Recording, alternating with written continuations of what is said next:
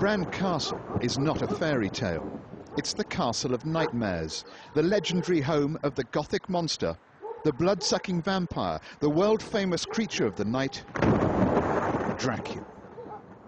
Today, Dracula is a multi-million-dollar brand and attracts millions of visitors, making this castle Romania's biggest tourist attraction.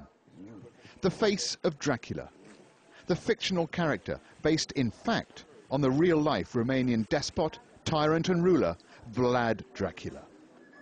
Here, he's a folk hero for holding back the Turkish army and stopping the Ottoman Empire from extending further into Europe.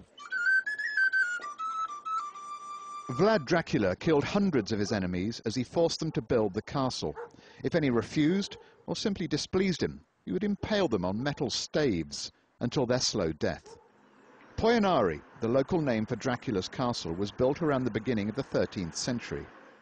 Much later, Maria, the Queen of Romania, inherited the castle and designed the interior to make it look as different as possible from its grim past. She used it as a summer residence and threw many parties in the rooms, all except this one, the prisoner's room, where Vlad the Impaler was once held prisoner. She knew better than anyone that as the shadows lengthen and night falls, his spectre is never far away. Villagers here swear that on some dark and stormy nights, they can still hear the cries of his victims. Then, in the 19th century, the Victorian author Bram Stoker found out about Vlad the Impaler and turned him into an even more extraordinary and sinister creature. He was, of course, Count Dracula.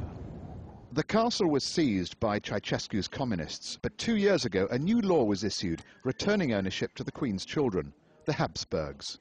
And now they want to sell, and the sale is causing a national outcry. The press has been coarse on my statement that it will bring at least 100 million euros.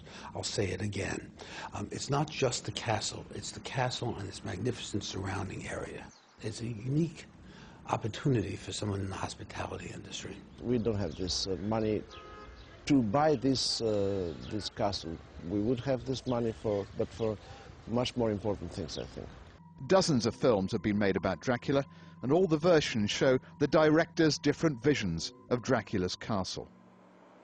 Whoever buys Bran Castle from the Archduke Dominic Habsburg will own not only a castle in Transylvania, but also a legend that feels all too real on a dark and stormy night. Stephen Cole, Al Jazeera, Transylvania, Romania.